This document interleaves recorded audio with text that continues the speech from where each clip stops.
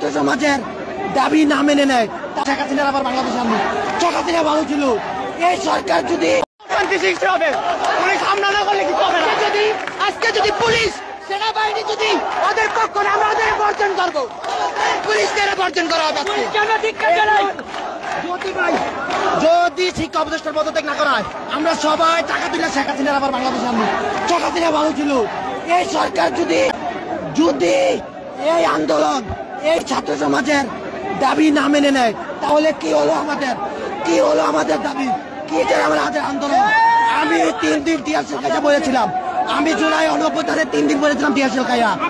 আমি শুধু শিক্ষা উপদেষ্টা না, তার সাথে যারা সংশ্লিষ্ট শিক্ষা সচিব, শিক্ষা উপদেষ্টা, ঢাকা বোর্ডের